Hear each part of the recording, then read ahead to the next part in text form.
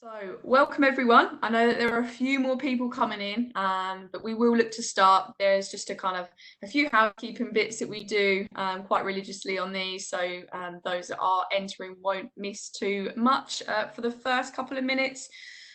So, welcome to our next series of webinars, which look at community engagement, with our first looking at, in your neighbourhood, do you have common unity? So for those of you who joined us throughout the month of May, we had the privilege of having Charlotte, one of our FA Club consultants, join us to deliver on the marketing and communications series. This time around, we've got another one of our FA Club consultants, Russ Smith, who will be joining us for the next 4 weeks, and I will introduce Russ in due course.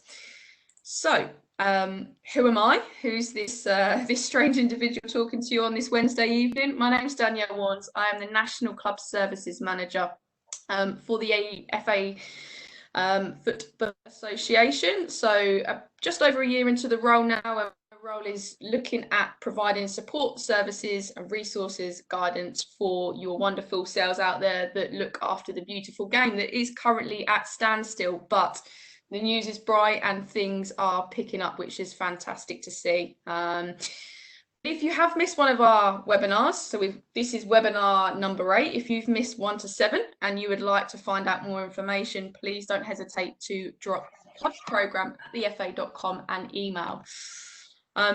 Just a few housekeeping rules. Hopefully I've captured everyone before they've entered into the webinar this evening, but if your microphone does seem to be having a white outline through it rather than a red outline, please do look to click that and change the microphone outline from white to red. If your video camera is on, if I could just ask that you switch it off, nobody can see you, and it will just help with the connection and bandwidth. This is being recorded as we speak, so the clearer the content, hopefully the better it will be for viewing post today. As mentioned, the slides will be, as they have been for all webinars, emailed out to yourselves before the end of the weekend, so a nice bit of weekend kind of reading or recapping for those that might not have been able to join us this evening, or if you wanted to rewind and catch something that you might have missed. And any questions, there is an opportunity at the end of the webinar to have your questions answered by either Russ or our 2 special guests this evening, or myself if I can help. Please do pop them in the chat. We will look to monitor that throughout, so you might get a response during the webinar, but we'll try and keep them all towards the end so everyone is fully across the questions that are being asked. So I did just go through some of the webinars that we have done previously, but if there is anything on the screen that takes your fancy and you haven't been able to catch the webinars on these different topics, as I've mentioned, please do contact clubsprogram@thefa.com and I'll be able to send you all the relevant resources and information. Just to add to that, we have now started to collate some really good case studies on some of these topics, so please do check out the link at the bottom right and you'll be able to see all of these topics in real life scenarios in a bit more of a bite-sized chunk. Again, something that hopefully you'll be able to take away, share with your committee and just capture more information.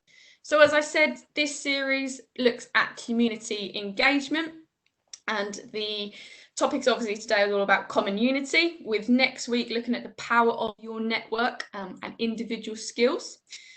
On Wednesday the 17th, part 3, we'll look at the relationships, education and institutes that you can connect with, work collaboratively with, and hopefully support your club or league. And the finale on Wednesday the 24th of June looks at places, spaces and faces. I definitely suggest going away after today and try and say that super quickly 3 times and see what happens. But it's all around what happens in the wider community and how you can connect all of those 3 elements and your club, hopefully for the greater good of your community.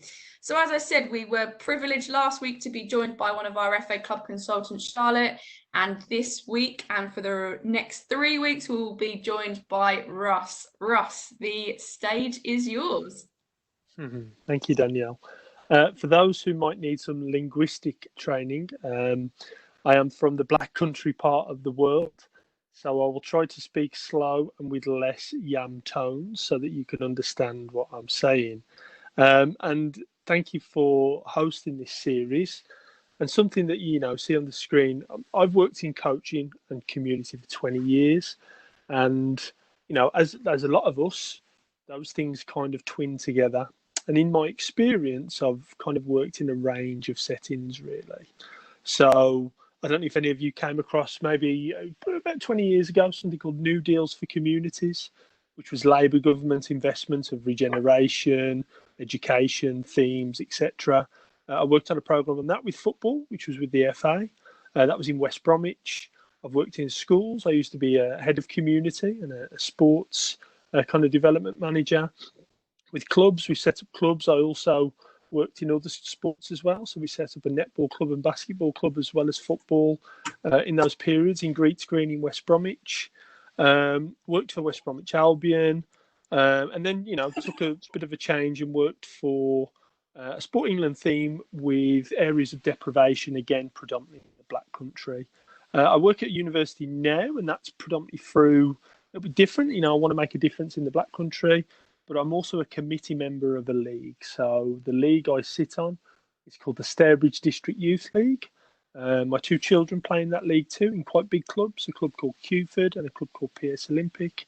And I'm a committee member there, and I've been for the last 3 years. And I help them out with football development as my overview, really. So that's just a little bit about me, so you get to know kind of where I'm coming from and to align in some of these things, really. So if we move to the next slide, if that's okay. We're going to be joined today by two special guests, as Daniel says. One of the clubs I've been working with over the last 18 months is Solihull Moors, and Becky will be on the line, so we'll get to meet her soon.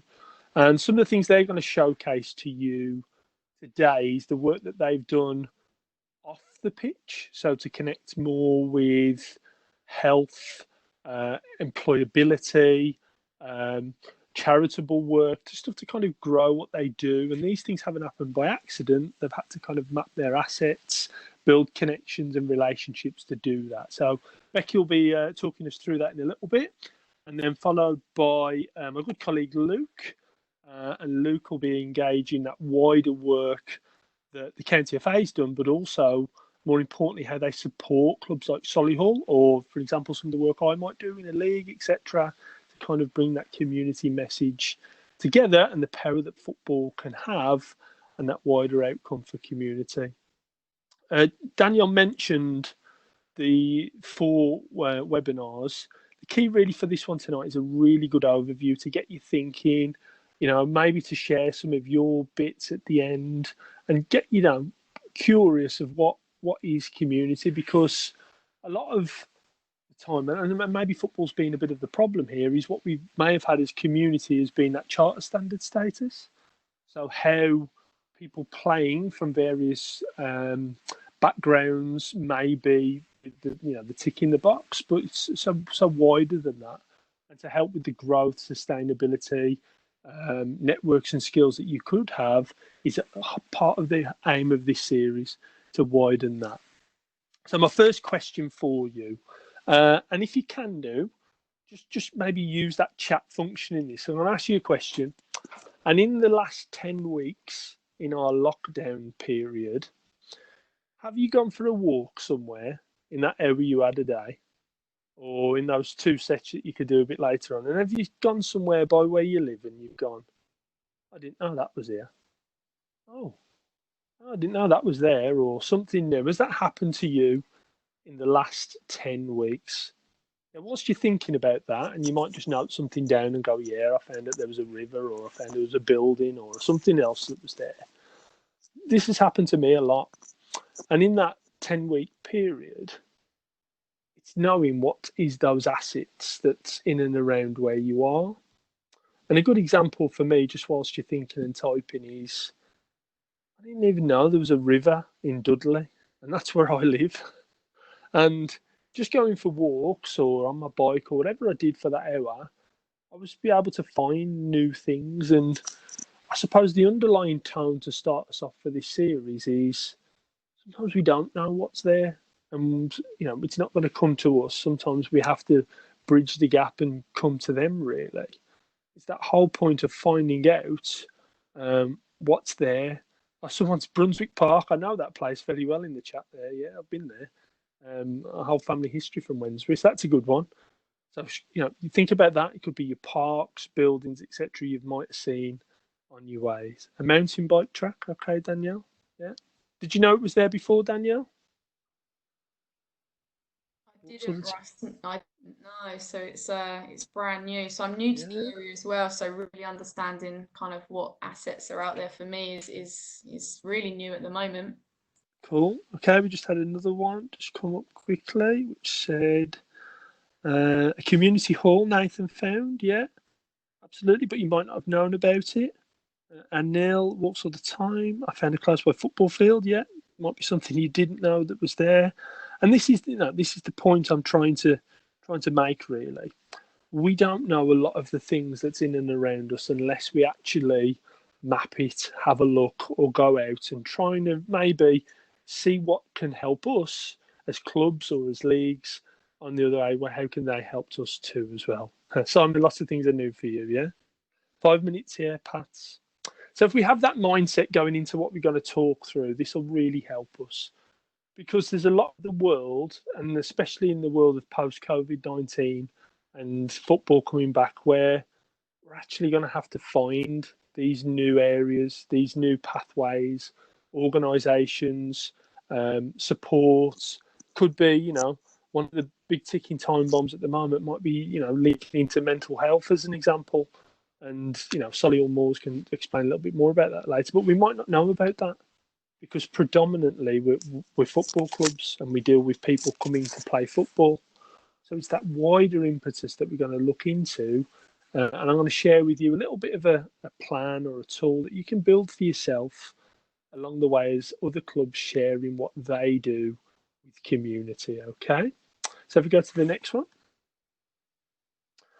So we've set the tone. We're thinking about what's called the ABCD'S. And this for you guys is going to be your kind of model that we talk through as we go. So again, we're going to use the chat function. And I'm going to say, what does that mean? A, B, C, D. And we're thinking about community. What do you think that is? And I'm sure Danielle can find a prize for the first person who gets it right. I'm sure there's a T-shirt knocking about somewhere. What are the ABCDs when it comes to community? Stick it in the chat box if you think you've got an idea and you could win a T-shirt. Approach, okay, good start, Anita. Thanks for being brave and starting us off. Inclusivity, yeah. I'm not telling you whether these are right or wrong, by the way. I'm just rewarding you for being brave and having a thought. Well done. Community. Oh, I think someone might have won a T-shirt. I'm not going to say who yet, though. Some good answers there. Just give it one more minute. Some good stuff. And they'll, yeah, well done.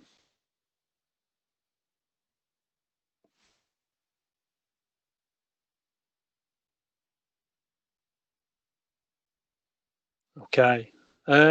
Luke, I think yeah, Luke Burton. Well done, Luke. Danielle, I'm sure you can find him a T-shirt or something, right? Asset-based community development is what the acronym stands for, all right? So if we go to our next slide. And what that means is what's in and around you and how do you find it and what element can it add to you and your club? So an example, I've used that picture purposely. Sorting the Lego, because the Lego sometimes, I don't know if anyone's got kids, it's a pain to sort. But if you put the greens with the greens and the yellows with the yellows and the whites with the whites and the blacks with the blacks, you're going to have it sorted in a way that supports each other or, complements. And that's kind of the key that asset-based community development's all about. And some of the bits about asset-based community development, just to help you out and set a tone for it, it focuses more on community assets and strengths rather than problems and needs. So rather than looking at the negatives that you need to plug, it will kind of help out focusing on those positive things that can complement each other. It can identify and mobilise individual and community assets, could be skills, could be about facilities, and also build communities from the inside out. And relationships is kind of the big deal that glues it all together. So when you put your yellow with the white, it's probably going in the right place rather than you just having all the Lego mixed up. And the model kind of came about through, I'm not going to bore you with research here, but it's from Kresman and McKnight. It's from the 80s, really, and 80s and 90s, and worked in a lot of developing communities in America. But this research came and has been underpinning a lot of the work in England, in my work, back in the 2000s. Let's go to the next slide. So the deal really, and as the name of the workshop is, the common unity is looking what you as a club might do, but also you might have the same unity as a nursery or as a charity or as a business, and bringing those things together to have the common unity. Because community is that word, common unity put together. It's finding a similar or values that are the same that can therefore complement and work together to, I suppose, win-win of who you're working with. And then a good example of this I'll share with you about one club that I've worked with. So one club as an example, they have volunteer-based committee, but they needed some expert skills. Just so happened they found out that one of the organisations on their doorstep offered those skills. It was accountancy. Hey ho, put the two together, they get what they need, but therefore the accountancy also got some new business as well. So it's just about linking those things together in a similar way, which therefore have a purposeful unity that can help fill a void or complement what each other's doing. And we go to the next one. I feel like Boris here saying next slide, but that's okay. So this is kind of what it looks like, and I've made it easy. I've put a club on there I know quite well. My daughter plays for this club called Cuford. Cuford are based in Wallheath and Kings Winford. That's in Dudley. And looking at where that club is, and dependent on where you are, you might put a radius on it of what's on your doorstep. So for an example, I've used a circle on the map at the bottom there of a 2-mile radius. What's there? And what do we currently know about or don't? And that could be segregated into 5 areas. And the model I've used, just a bit of an adaptation of the original one. So the 5 areas that we'll look at over the series of webinars is 1, physical spaces.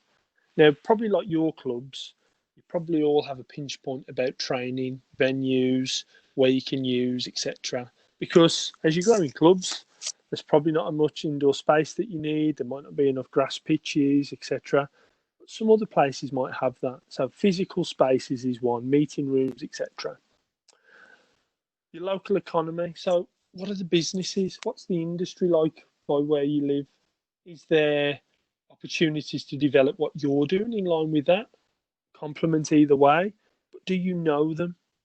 And, a really simple one, and the reason why I put Cuford on here as the example, is they just did simple surveys of parents.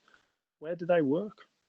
And those work things then became a local economy map of how they could develop more relationships with business. Now, that's just such a simple idea. It became what's called a Cuford card. And that just enabled discounts or other people to use, but hand in hand, it complemented and supported the club as well. So what's your business? What's your area like where you are? Individuals and networks. Now, this is a real key one. And next week, I've got a real good example for you to share about how using what's out there to help you. So we're going to be talking a lot about charity sector. We're going to be talking about organisations, but also other circles that's not football. Because sometimes in the football circles, we just get football outcomes and answers, which is fine on the pitch. But it's the off the pitch things that can help you grow, sustain, and really retain what you're doing. And as a club next week, we're going to tell you some of their good work that they're doing in the Greater Manchester region. Institutions. This for me, probably one of my areas of expertise, but really hard sometimes, isn't it, to get into schools, colleges, universities as the example, because sometimes it's about finding the right person, or do they have the right person or not? Sometimes it's quite time consuming because if you're a club with volunteers, whose job is it? Where do you find that? Sometimes it might be phone calls in the day, but yet you've got your job in the day. So it's going to give you a little bit of insight in how to work that better and get those shared outcomes that can therefore be helpful for what everyone's wanting. We're also going to talk a little bit wider about that, about working with the NHS, saving some money on society, so joint outcomes about well-being, mental health is the example, looking at provisions that your club could do that could save someone else some monies elsewhere.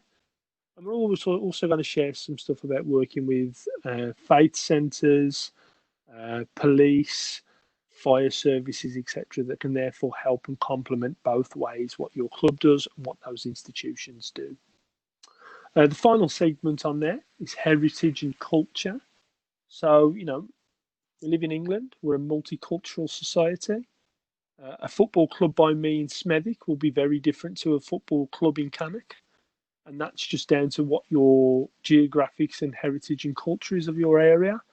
There are some clubs who've worked really well with that and developed partnerships maybe with faith centres, with leaders of that. And, just a range of different ways that football has complemented each other.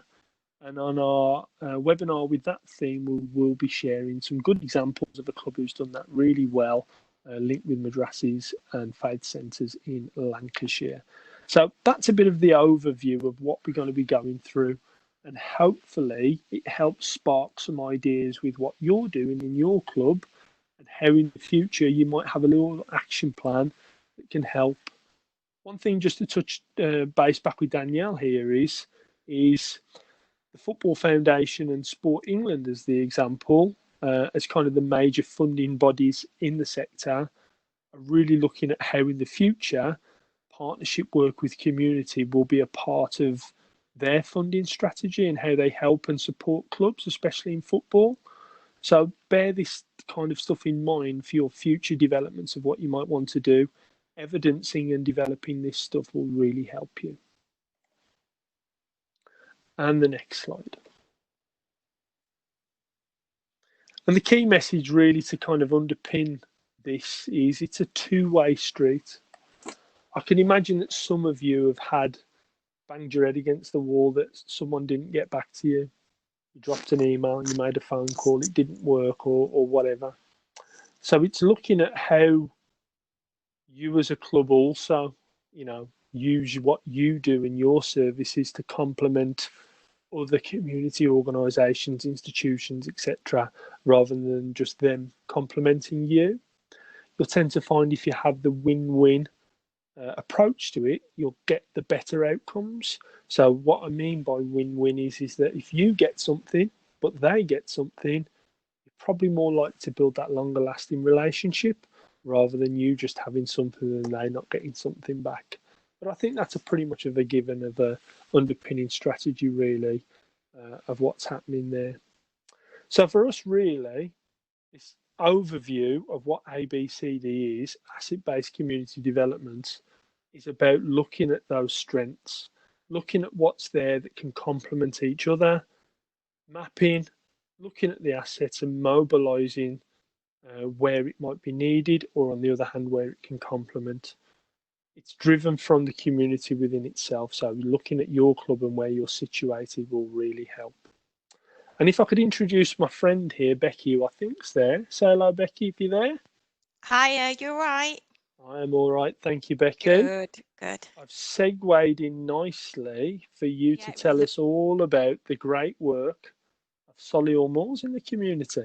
Yeah, it was a lovely introduction, thanks. And a lot of what you've said, I'm probably going to reiterate. Just to give you an introduction about myself and my role. So, as it says, I'm Becky Fox and I'm the head of community at Solihull Moors.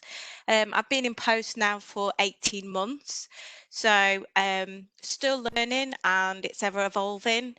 My role is I think, quite different, because I am not responsible for any of the football side. So in some ways that is a blessing for me when it comes to community. Just to give you just an overview of my background. So I'm social worker trained and worked in various fields, from safeguarding to disability, and then I spent a few years managing charities. So that knowledge, I feel, has helped me in my role at Solihull Moors. So I'll just give you a brief introduction to Solihull Moors and what we wanted to grow. So I would describe the community and the club at Solihull Moors as a community-driven club, and it's accessible. So we pride ourselves on being friendly and being inclusive, and that has been our priority. So not only do we offer inclusion on match days, the normal things that you would expect to see at a football club, but actually we look off the pitch and look kind of at more than football, as I've said. So one of our priorities has been around engagement, and I know that Danielle and Russell have both touched on it, but our priority, in order for our community to grow as it has done, has been around communication and dialogue and collaboration. And I would say that has been kind of the best thing to grow, what we do, what I'm going to share with you about. And the key for me, if you're just starting looking at how to grow, I would say look at partnerships, talk to your council commissioners, talk to your NHS, look what's out there, use not only your fan base, but use kind of schools and other community providers and partners to show you where there's a gap, or where you can work together, or actually where you could provide something a little bit different.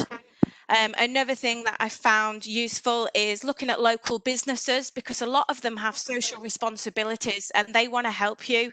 They don't want to reinvent a wheel. Sometimes they want to work in partnership with you or get you to do something on their behalf, and that helps, because none of us have a bottomless pit of money, do we?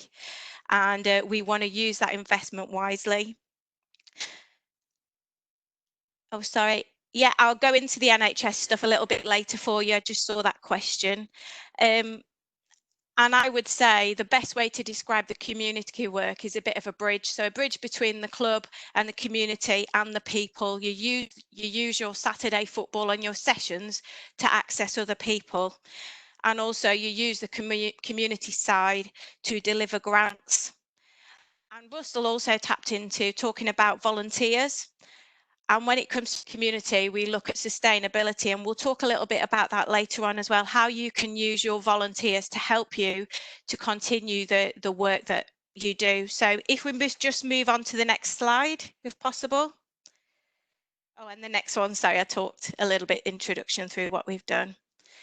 So I found one of the first things that we had to do when we were looking at our community was doing some research, looking, like I said, at what was offered, what would attract the wider community, and what would be a key thing for us was to be diverse, to stand out, and to do something that was welcoming and friendly and would break the stereotype. So I had the beauty of, for me, when I went into the football club, because I never worked in that field, I could look at it with fresh eyes. So sometimes it would be useful to get somebody in, a volunteer or somebody, to actually look at things differently, question. What would you like to see from a community project? What would you like to see? And with that, we came up with these areas. These are our areas that we're focusing on within the community at Solihull Moors. So health and well-being, education, employment and volunteering, and community and social cohesion.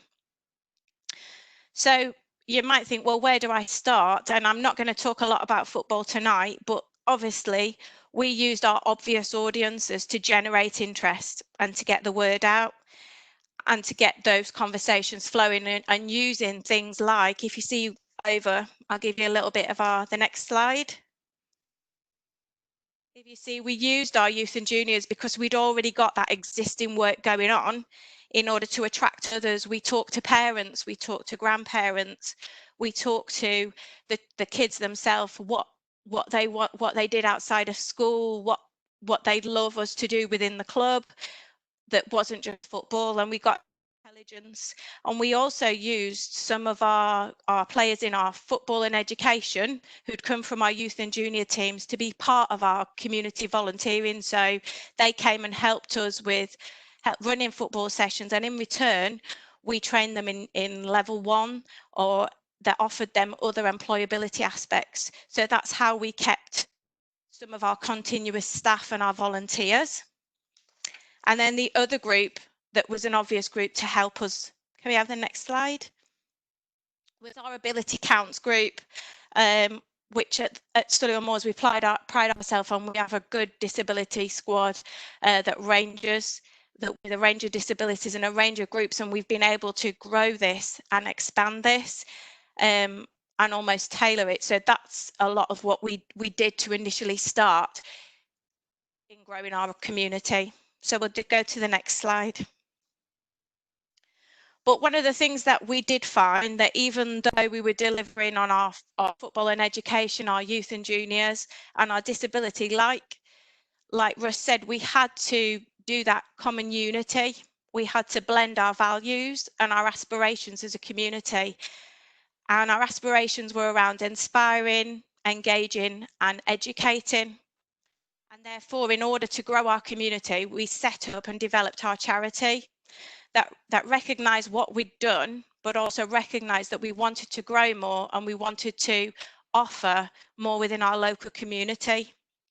We found that it helped doing a charity because actually it was the obvious, it came with the obvious, it raised our profile, it brought in funding, it helped when we wanted to talk to local businesses about sponsorships for certain projects, but also it grew a partnership working. So we found that other charities wanted to work with us. We found that actually it was easier to determine what work was already being done that we could tap into and support, and also where there was gaps in the market.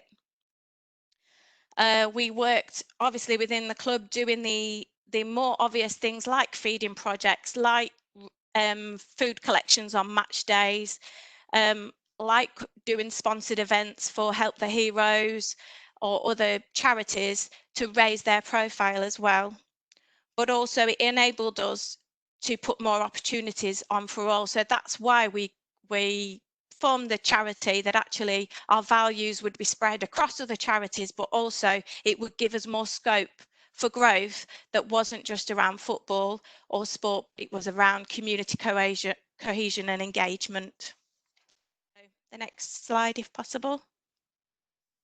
So some of our activities that we do within the charity and community, and some of them, are a little bit textbook, but I'll talk through some of them that we're doing a little bit different, that makes us kind of stand out a bit more, and why sometimes people are engaging with us a little bit more. So within Solihull now, we're in 25 local schools, and that's not just offering your generic breakfast clubs, lunchtime sessions, or after school clubs, but also we have kind of targeting projects. So we have 6-week projects that we're running within schools that talk about anti-bullying, healthy lifestyles, supporting attendance, supporting reading and writing campaigns, and other projects like that that aren't necessarily about football, but we use some of those football cores to help.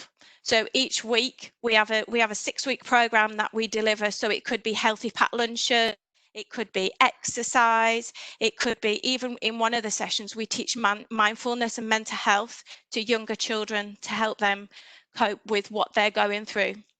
And within that as well, our community staff deliver it, but we also use some of our football players to come in as mentors who've done training with us around mental health and peer mentoring, that they come in and the children look up to them, the young people look up to them.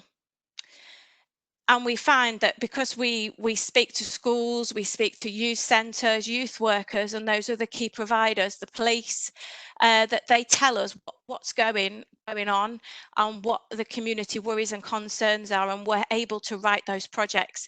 At the moment, we're about to start in a secondary school a project around knife crime, because in our area at the moment, knife crime is prevalent, and we're going to be going in and delivering with some core students around that.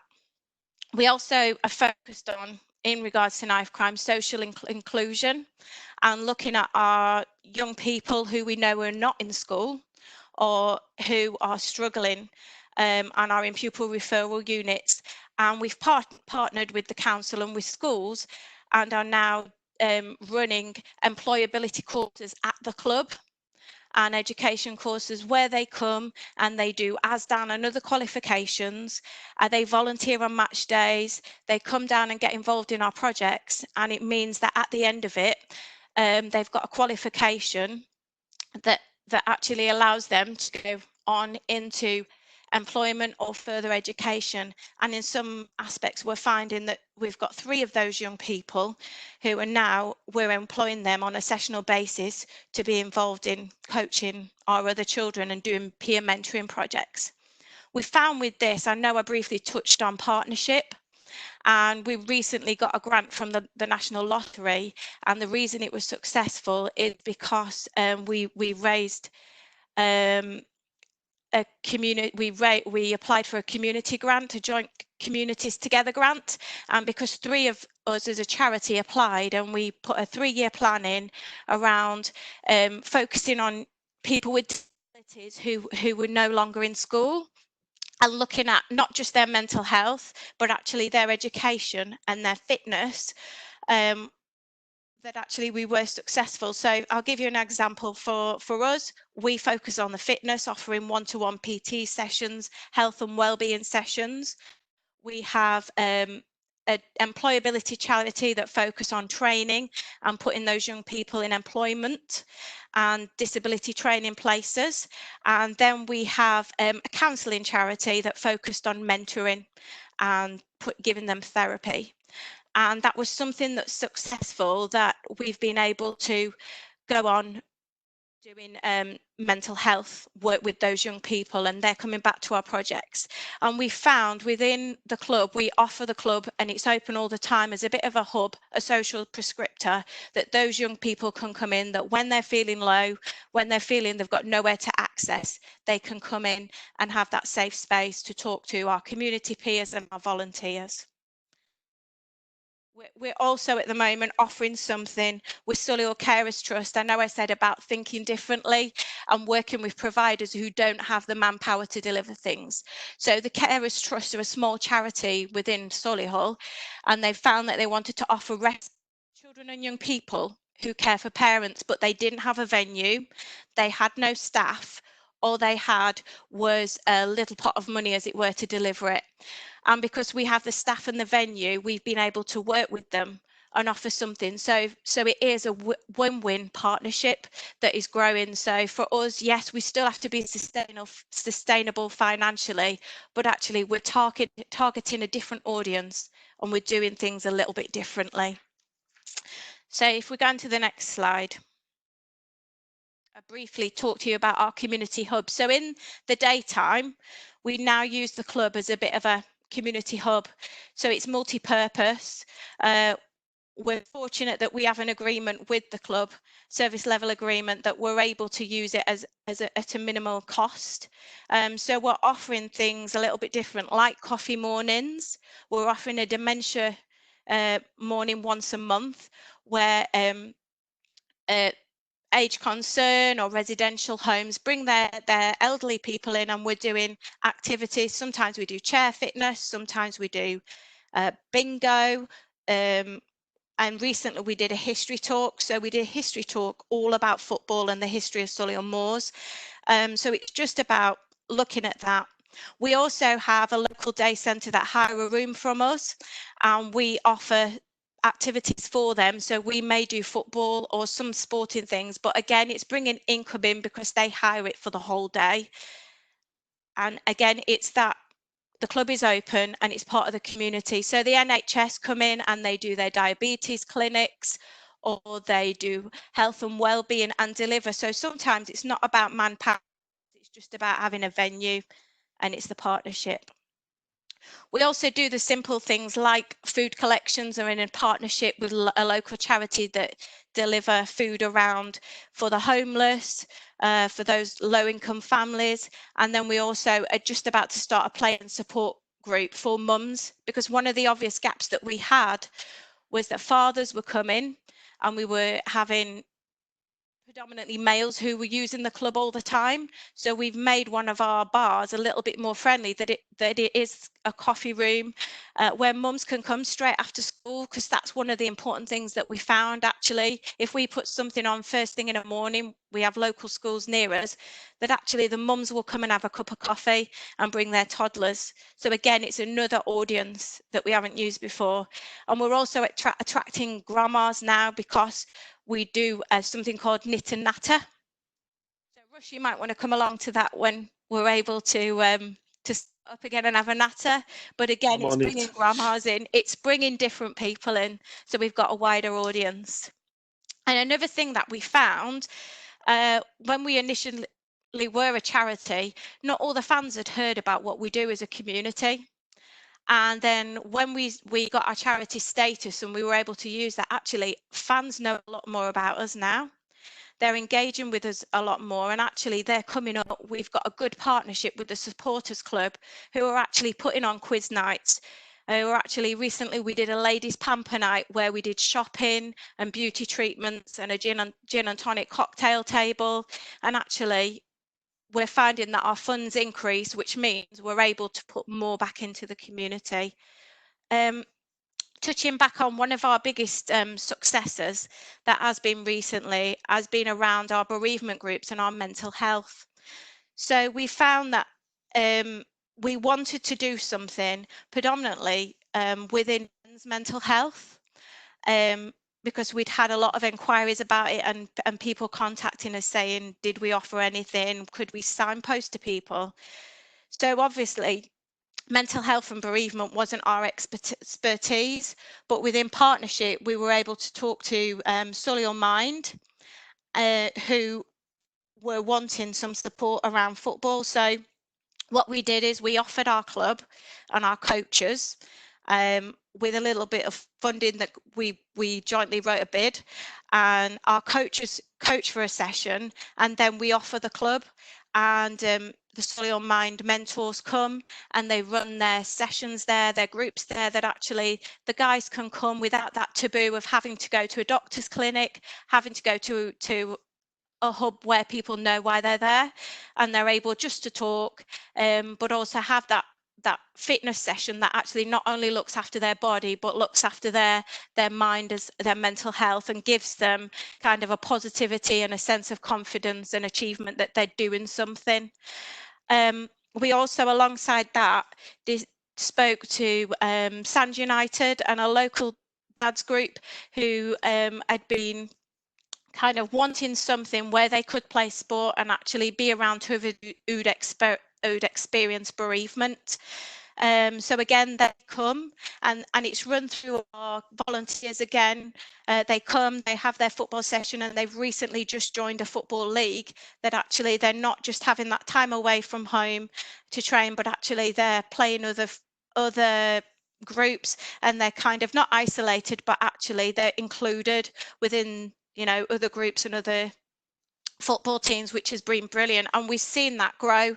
And I think one of the successes again of that is actually because we've just offered the club is there, and the guys can talk and do those social conversations without the obvious why they're all there. I think, again, touching on it, without volunteer input, we wouldn't have the manpower to help at every session. And it's really important that you get that right, and actually that you look at how you engage with fans to keep them, to use your local fans, use your local volunteer forums. That's one thing that I've learned the past 6 months, is actually I've built up a good relationship with the local Solihull volunteers committee, and they kind of signpost and bring volunteers to us that actually are staying. And where I struggle to get things done sometimes around social media, around evaluations, collecting that evidence, around stats, they're able to help, as well as those who do the physical helping with the delivery of the sessions. So I would say the greatest things that I've learned about pushing our community and looking at how we do it differently is actually take your football glasses off. look at what's out there and what could be achieved. You know, make your community hubs a little bit more friendly. So the reason we're getting women through the doors now to the mums and toddlers, to the knit and natter, is actually because we've changed one of the rooms. If you can, you know, make it a little bit more friendly, user friendly, whether that's putting a comfy sofa in or actually making sure that you can get tea and coffee, or that actually there is a quiet room where you can deliver those other things. I would say try something different, think outside the box, you know, network and partner with other charities, with other communities, talk to your funders, and then make it accessible to all. So, Great, yeah, great, Becky. thanks. Thank you for that. I mean, It's lots of great insight, and I've seen some of your work firsthand and the difference that you make. And if we just go to the next slide, just to show everyone who's on the call. So, as part of some of the support with the club last year, we did what's called an SROI survey, which is basically a social return on investment. Now, everything that your volunteers or your club might do has a value. It might not be a monetary value, but there is a cost equivalent. So an example being that, you know, every hour a volunteer might do, whether that be from setting up a goal to coaching to making tea, whatever it is, that might equate to £10 as the example of what a volunteer cost is. So effectively what Solihull Moors do equated to £1.5 million worth of social and economic value investment back into the local community. Now, these are figures which aren't actual cash money, but this really helps Solihull now be a place to go, do you know what, when we're working with partners, this is what we're doing. And this is how much actually we might be saving costs on society. And this is a really important point for you now, guys, because moving forward in a COVID-19 post world, there might be less money, there might be less funds, there might be less grants shared, and working together and showcasing the value and the impact you're making will be a big thing in how fundings, future work, partnerships might be evaluated and evidenced.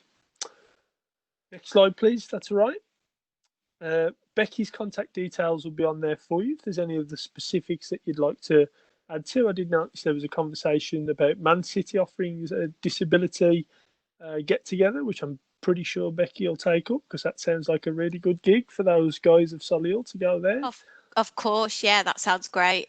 Yeah, definitely. And, you know, ultimately, Solihull's might be a very different place to where you guys and your clubs are. Some of this good work doesn't happen, though, without that wider institute help. And if we just go to our next slide and we introduce Luke here. Luke Bowles from Birmingham County FA, I've got to say, he's really supportive of the work that clubs like Solihull do, people like me doing my role, and the wider understanding of community is a really key thing, especially from our County FA in Birmingham. This is one of our strengths. So I'll hand over to Luke just to talk you through a little bit about their support and some of the things they've done. Evening all, can you hear me, Russ? I can hear you. Perfect. Evening all. Obviously, thanks, Russ, for the introduction, and thanks, Becky, for obviously such a great insight into the work that Solihull Moors are doing across your community and your local authority. Just to give you a little bit of a background around me, I've been at Birmingham FA now for just over 5 years. Been in a number of roles across the sort of business. Still involved in football at a grassroots level, so I coach, a referee, I run my own club, and I also sit on a league committee. So I sort of span the whole sort of workforce area that we really cover at a grassroots level. I'm just going to sort of touch on what we're doing as a county FA in terms of finding something new, which was the theme that Russ touched on at the start of this presentation.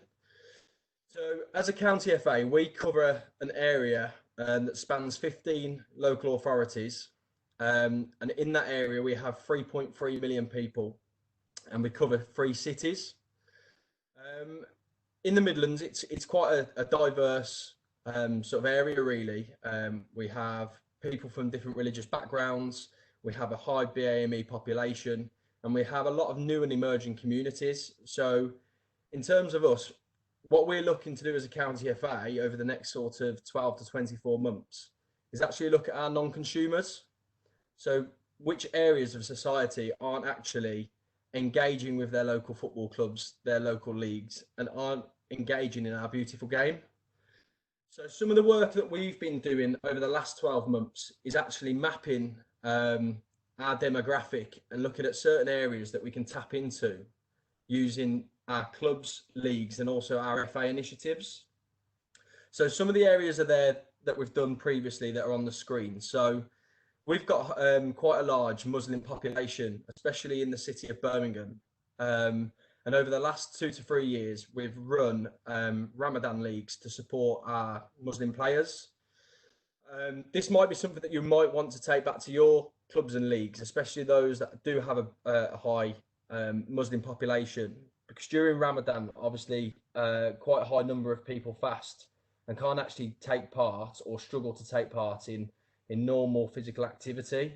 This year, we've had clubs that have been doing some online sessions around Ramadan and having some high scale people to come in and do talks to their sort of consumers that take part in the Ramadan League. Some of the other stuff that we've been doing, we've been hosting a monthly dementia cafe, and you'll see the picture on the screen. We tend to get around 8 to 15 people turn up that take part in these sessions, and we try and get a new guest speaker every month to come and talk to the people, and it's more like a memory session. So we asked them to bring some items of memorabilia that they can talk about and speak about, and that's gone down really well. And we're now opening this up to a lot of our grassroots and grassroots clubs and our community trusts, so our foundations. We also do a lot of work in terms of supporting charities, and we also have a charity that sits alongside our county FA that we try and obviously offload certain funds into different parts of the community. But in terms of the work that we're looking to do over the next 12 to 18 months in terms of finding something new, we want to look at our non-consumers, and this is where it will relate back to you as clubs and leagues. You need to find out who are your non-consumers. So who are the people in your community that aren't currently engaging in your football club, whether that's from a fan's perspective, whether that's from a workforce perspective, or whether that's as a participant perspective. So some of the schemes that we're looking to set up over the next sort of 12 to 18 months include restaurant leagues, because we have a high number of restaurants across our 3 cities, which are Coventry, Birmingham and Wolverhampton. We're looking at setting up taxi leagues for taxi drivers, and this might not necessarily be on a weekend because it's prime time for them, which is where our normal football takes place. We might be looking at a Tuesday morning, which seems to be the common theme at the moment, which might take place on a 3G, such as the one at Solihull Moors site. So we're bringing football back into that site and bringing non-consumers to engage in football-related activity. We're also quite privileged that we have 7 HE institutes, so higher education, so that's universities, and we have 20 designated further education institutes, so colleges. So we're also looking there, what skills and expertise do people have within those education establishments or people are studying that we can bring out and integrate across our grassroots environment. So this is including people from a business background, marketing background, people doing independent studies with some of our leagues. So if the leagues have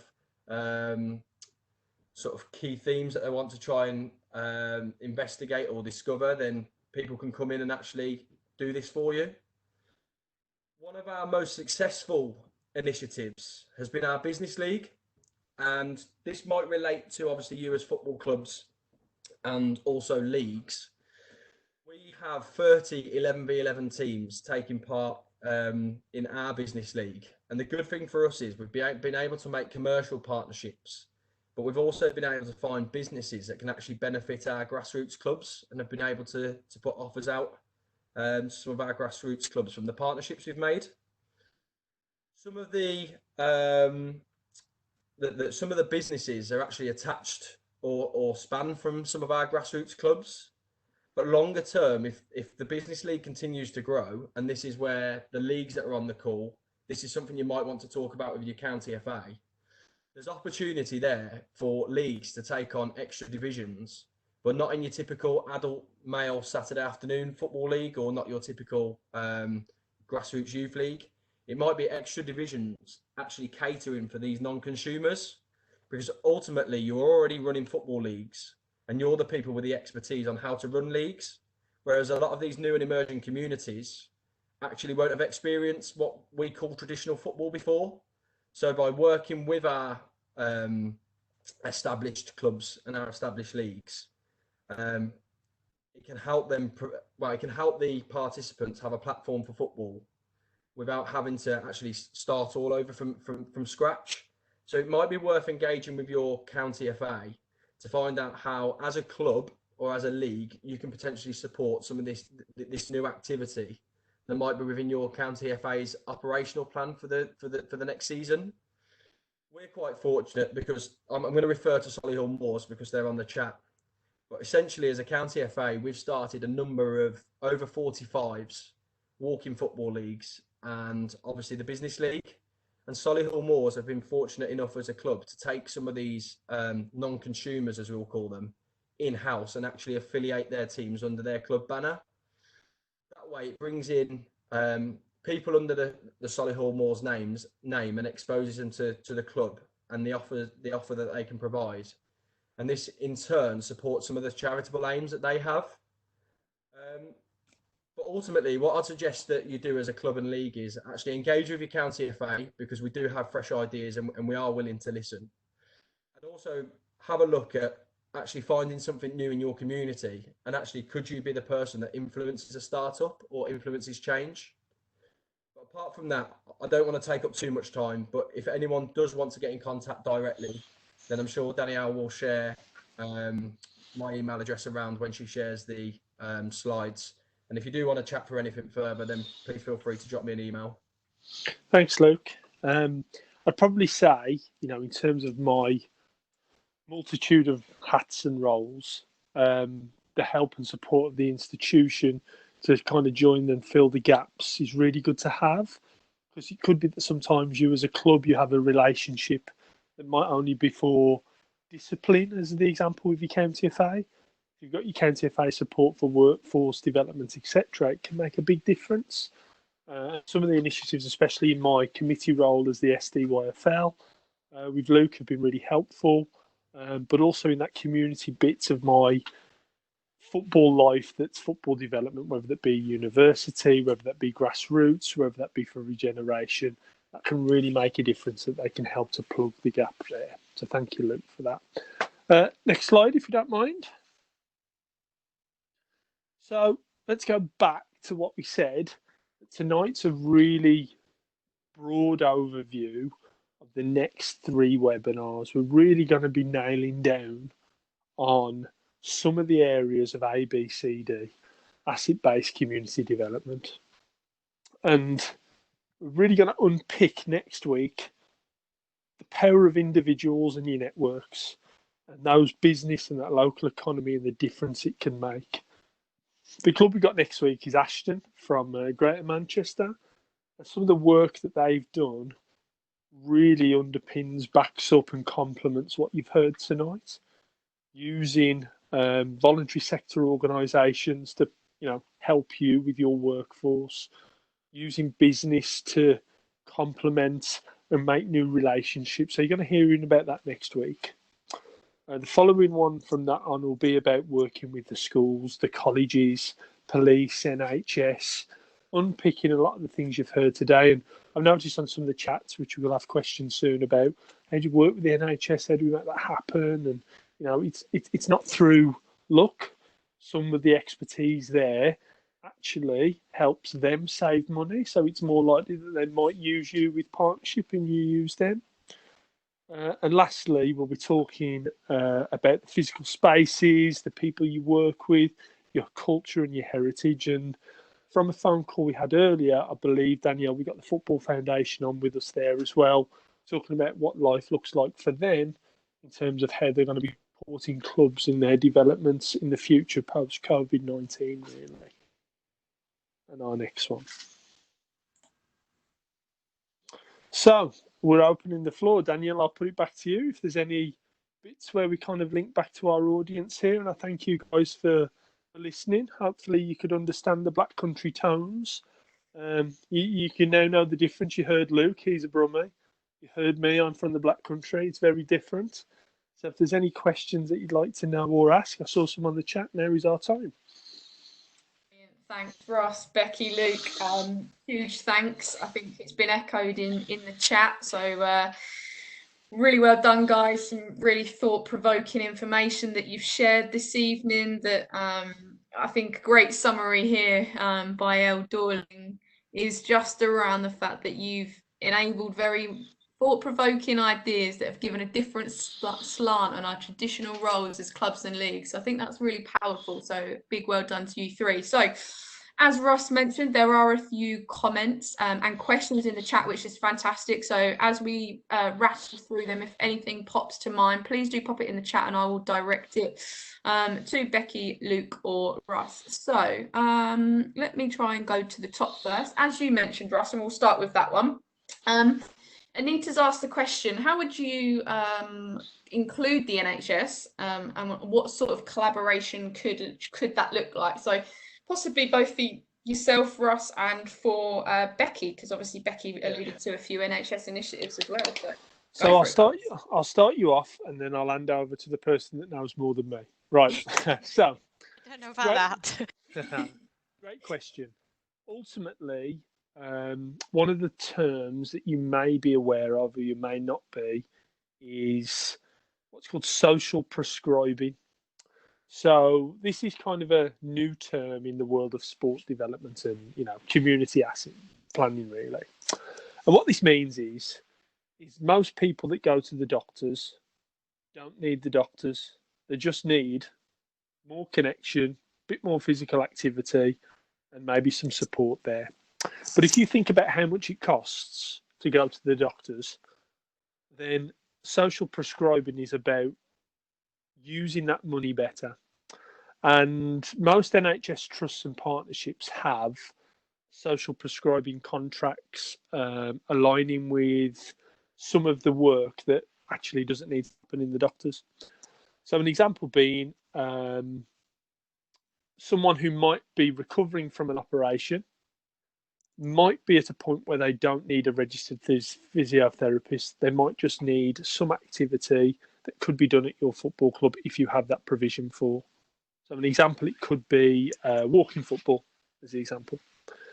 Now, if you're in a place that offers such services and signposting, this will therefore put your club in a good place to be an NHS partner.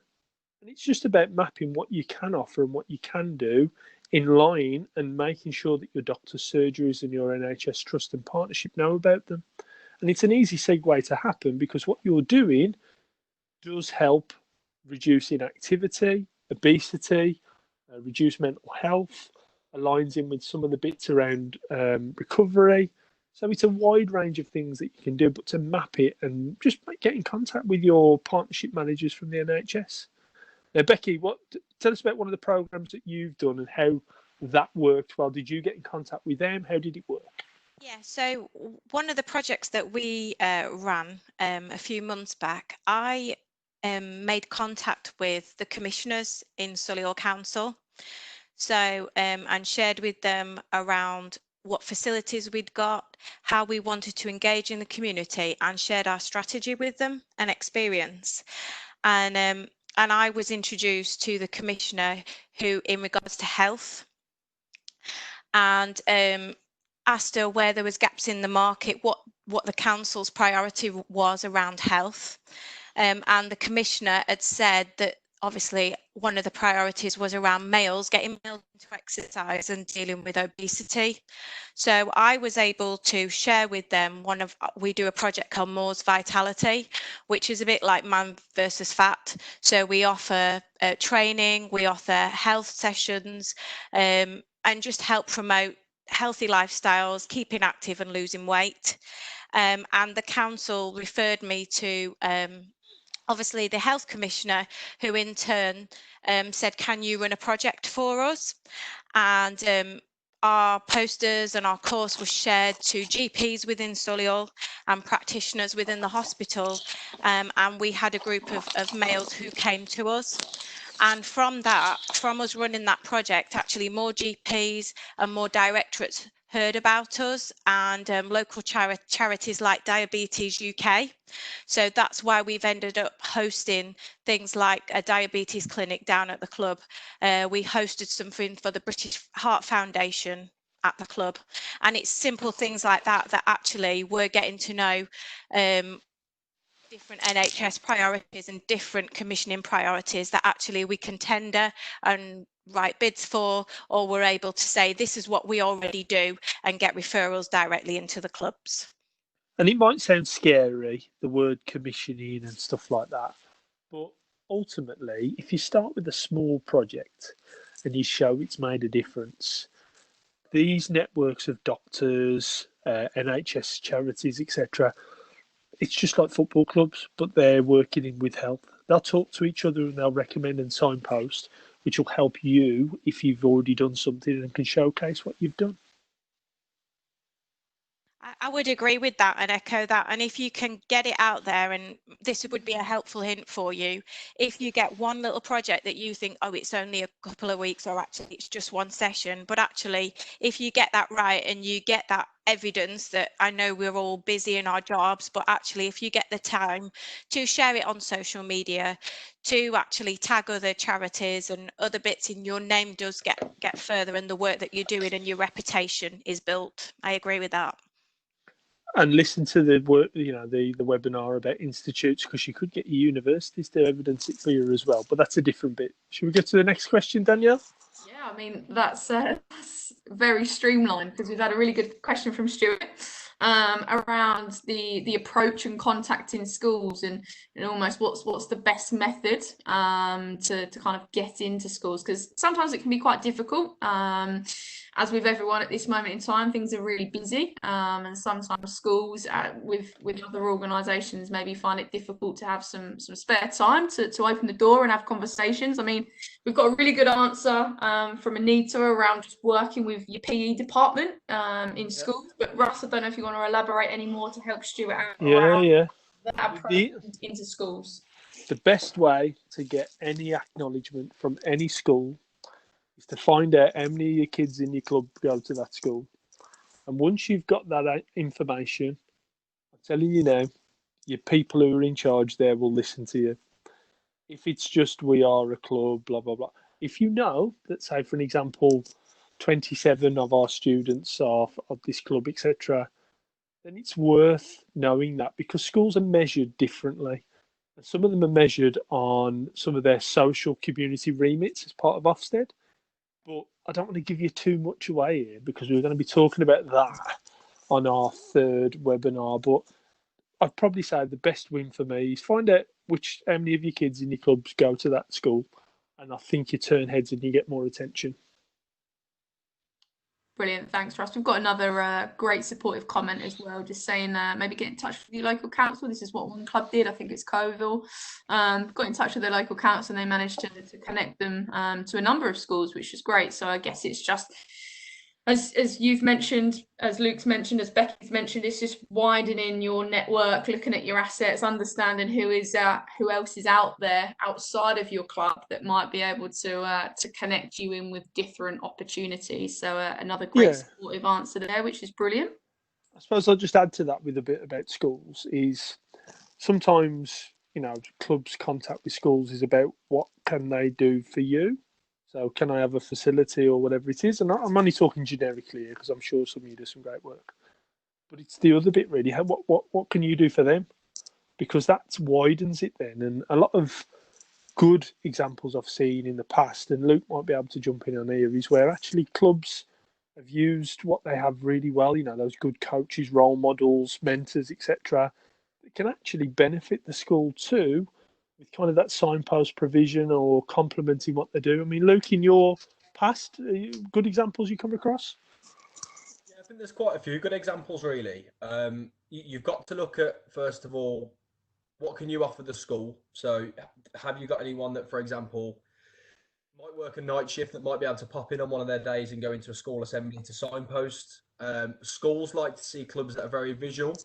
Are there any assets that you can provide them, whether it might be even if it's a sign just to say that your local club is, or some leaflets at the start of term to say we're your local club, first session free, like sort of come and try, come and have a taster session. I think the main thing is you've always got to find, and this is a key word that I use with any partnership, you've got to find the driver. So this is the key individual that you'll speak to on the other side of that partnership. So it's trying to find the right person in the school. In some schools, this might be the head teacher. In some schools, this might be the PE teacher.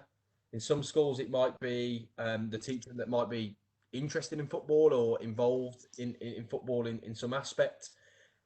There's no person that's the same in all schools that will be the key contact. So it's just trying to get a better understanding of what your local school looks like, really, and the best way to approach it. So we'll talk a bit more about that webinar 3, but thank you for those questions in June. Absolutely right. The PE teacher will come across a lot of those kids that might be able to signpost and link in and coordinate. Should we go to our next question? Yeah, great stuff. Thanks, guys. So we've had a few that have asked for, I think, your contact details. I know Becky shared a few want to follow you on your social media channel. So I will double check with all of you guys that you're happy with that and that your content is good to share. But we have had a really good question from Harry. So Harry's asked, in the form of building relationships within the community, from your experience, is there a best way to reach out to the community? And if so, how? Yeah. Okay. So one thing that I've learned is that community's dead savvy. And what I mean by that, they'll be able to tell if you're only there for a quick book. And they'll be able to tell if you're fly-by-night, you're there and you're gone. So you showing where you are, you're not going away, you're honest, you're in it to win-win, is the best form of partnership and relationship building. And simple examples can be, I know one club that I've worked with in the past had a lot of problems about residents. So residents complaining about noise, balls going over fences, all this sort of stuff, low level stuff. However, no one from the club visited the residents. So effectively, it's a them and us situation. So by broaching the middle ground as an example there, talking to, finding out, sharing the story, win-win, what do we get, what do they get? Actually, the problem was, reduced, and the residents, roll on 2 years, supported a planning application. So it's not about just going in when there's a problem. And think that the asset-based community development kind of framework is about looking at the strengths of both sides and looking at how that can complement each other and making sure it's, long-term or building it on. You can't beat people, can you really? I mean, I bet loads of us have said over this 10-week period, I wish I could see people. I'm fed up of Zoom or whatever it is. The people's everything, isn't it? And using what you might have as strengths with relationships is all about the people. Those people skills are key. And, a really important comment I've heard for years, really, is if you show that you care, people are going to care what you know. So rather than you just going in saying, I know this, well, actually, what does the other person know? And building it from that, you can really make a powerful, long-lasting relation from that tip.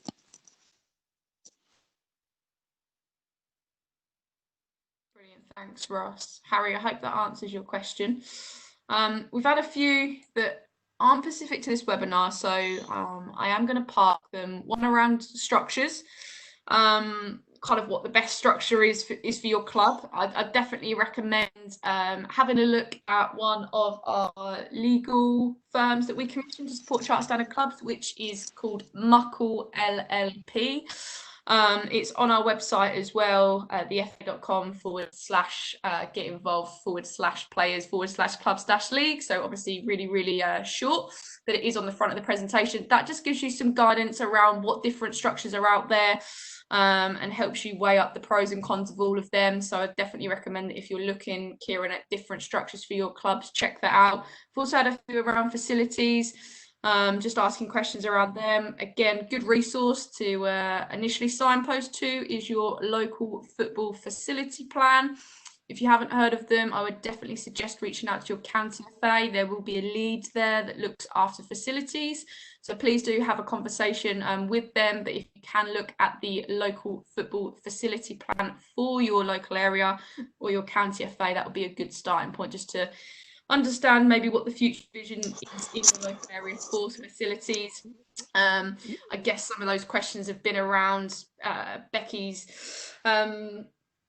presentation on Solihull Moors Foundation and obviously being a charity. So it's obviously really sparked some thoughts there around how clubs might structure differently, and obviously the use of a great facility and just maximising different connections and ways and means of delivering kind of football and additional outcomes in other ways. So really good questions, definitely around the topic, but I would definitely recommend those two suggestions of Muckle LLP.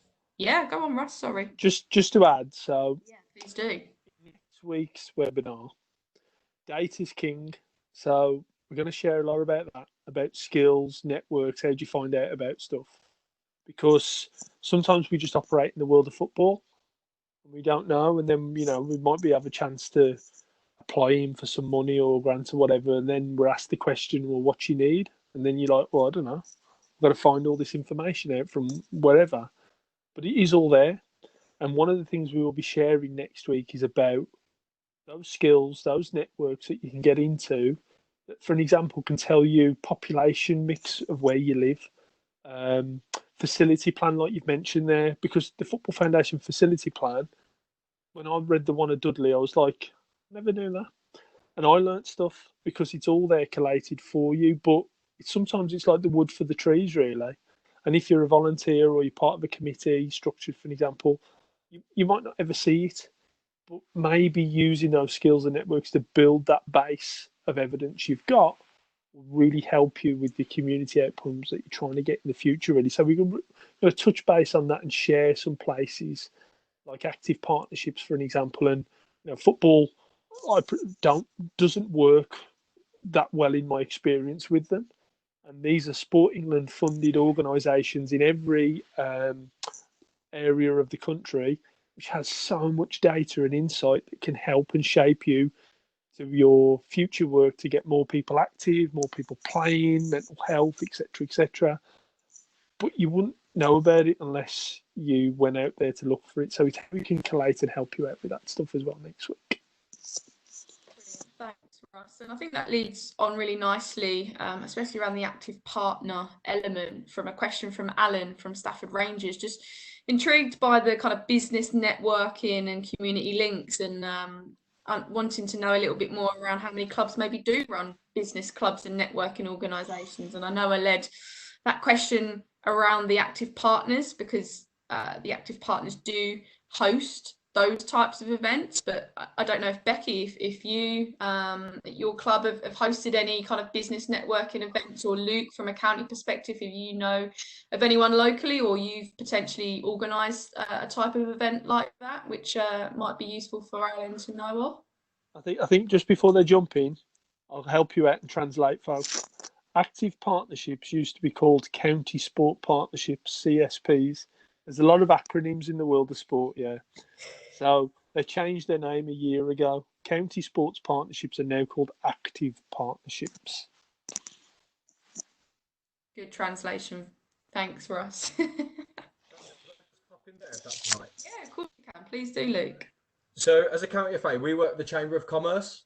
So obviously a lot of our business league information was sent out to the Chamber of Commerce, and that's where we managed to actually attract a lot of our teams from for the season just gone. Our business league season typically runs differently to the grassroots season. It tends to be February to October, but we're looking to change that, put it in line with the season, obviously with the pandemic. But essentially, one of the things that we are looking to do is actually try and get some of the business owners or some of the senior executives from each of the business to do sort of like a business cafe.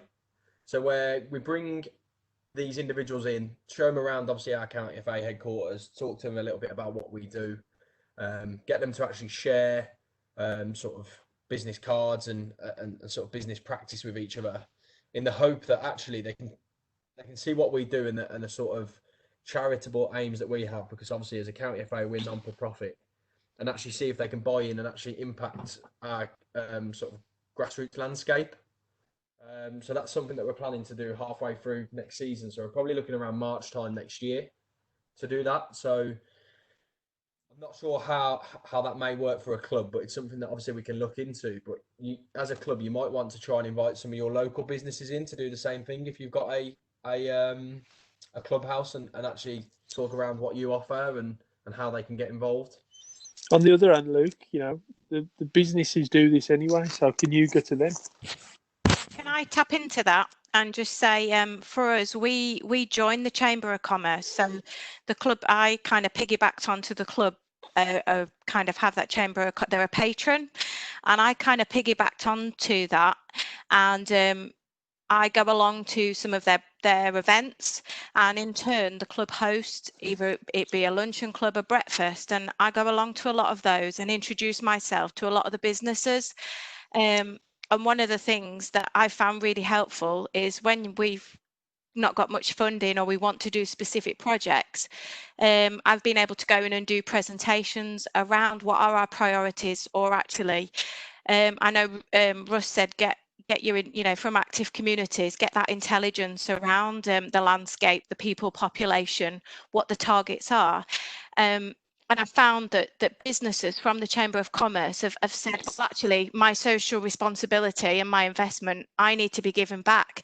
And they may make a donation towards the charity, or actually they sponsor a specific piece of work. So my hint would be to you, if you can get in touch with your local Chamber of Commerce, introduce yourselves and say what you're about and how you want to support the community. We found that they've been open and welcoming, and actually I've used them to get our name, our brand as it were, out there and attract that audience and that investment. Absolutely. Brilliant, thanks guys. Good collective answer there. And not to put a downer on it, but Anil makes a really good point, and it's all been really positive so far, but I guess this is possibly one to yourself, Becky, but have you had any bad experiences when you've tried to reach out to the community, and if so, because I'm sure there has been, how did you go about kind of changing it and kind of getting that momentum to go again? Because I guess it is a challenge and you might face some barriers, so how do you go about it if you have had any bad experiences? It is a challenge when you get a no or you get a knockback, but I think, as Russ alluded to, one of the keys I found early on when I started in my role, I'd had an experience because I'd worked predominantly in Solihull's kind of split north and south, and I'd worked predominantly in the north and came with these grand ideas of actually the issues that were stupidly, from me, the issues that were happening on one side of the borough, surely it was the same in the other, and came in almost really eager to get things done, and in some ways I almost ran before I could walk. So I came up with lots of ideas that kind of I thought, oh, that would be great, and actually worked in isolation. So those initial conversations that I'd not backed up didn't work, and I did find that I knocked on some doors and people didn't want to know, and it is kind of hard, but I found that actually once I widened and started having those conversations, and actually just sitting and listening to people and actually looking what was out there, that partnership opened, and actually just taking the time to think it through, to evaluate and ask those questions first before I started going, oh, this would work, that actually was better, and actually just get a little bit more background as to what you're doing and what you want to deliver.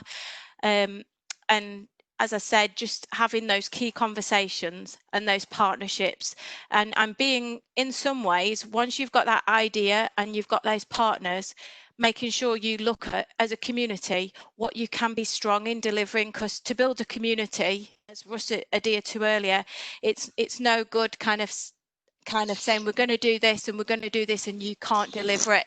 That would be my key thing. Make sure, if you want to work in a specific way or you want to run a specific project, make sure that you almost have that plan before you get the funding or you get the go ahead that actually does make it sustainable, that you are able to deliver. But also be prepared to tweak it a little bit, that actually if it doesn't work right straight away. We found when we started delivering some of our projects around the elderly coming into the club, we thought it would be quite easy, you know, invite them in and it would work. But actually each week we had to tweak it because we hadn't thought a certain way around, well, actually that person might not like that, or they might not like that activity. But every week it's learning and it's changing it and being adaptable. So I would say talk, do your research and be adaptable, and then it will grow. I think to add to that, just to finish that one off, is not everything's going to work. So the topic of this webinar is, do you have common unity? Some organisations you ain't going to have common unity with yet, but don't shut the door. Keep the door open, because when things are maybe going well, then they might be chasing you, and that's okay. And not everything's going to work first time. And think of it as you've found the common unity, but it might not have worked yet. No, Rusk, I can back that up. That recently, one of the charities that I talked with when we first started, we found that we were very different and we didn't think that actually we would come together. And now we're having conversations about a joint project. So I do actually agree with that, Russ, and back that up completely. Where I thought I'd never worked with them, we're now engaging in that conversation. Beautiful. Danielle, just on the chat, I'm having a look through here. Sounds like June does some great work with Abraham Moss Warriors. I like the sound of this NASA stuff with Tim Peake and a range of community work there. So that might be a good one to just align in as part of Manchester, because I think it's Cheetham Hill really is a good share. So thanks, June, for sharing that. Yeah, no, that's brilliant. Oh, yeah, I was actually just reading that towards the end of you guys answering that question, and like you say, some really, really good stuff there. And June keeps adding on, which is brilliant. So, June, we might have to share your contact details as well if you carry on in that chat, because there's some really, really good suggestions there and some great work that you've been doing.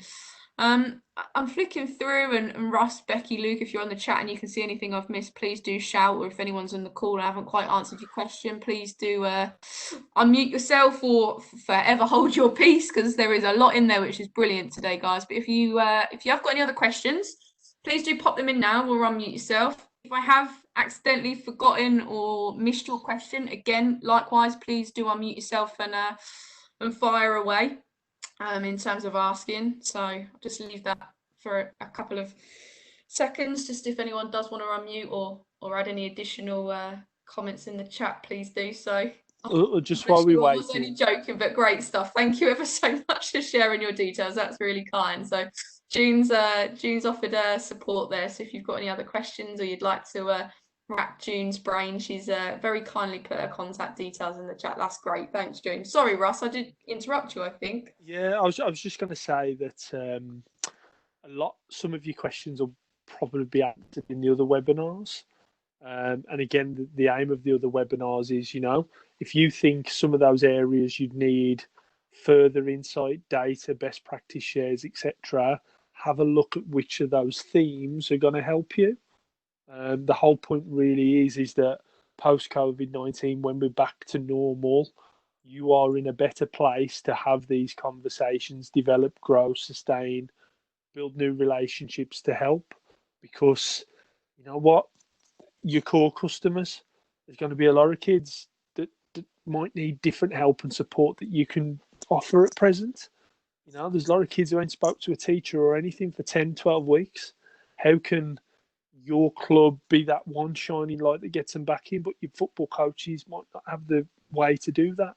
So it's going to be a different world, and this is a whole point of what the series is about, is to help you build, strengthen, and have a stronger community links for your club and league. Brilliant. Great. Thanks for us. I think that's really good way to end. I can't see any more questions in the chat. As I've mentioned before, all the contact details will be shared with you. So if you do have any questions, kind of when you go away today or when you chat with your committee or other people that support you, I mean, you'd like to ask something, please do so. The next webinar, as Russ has alluded to, will look at the ways in which you can begin to understand the power of your local community.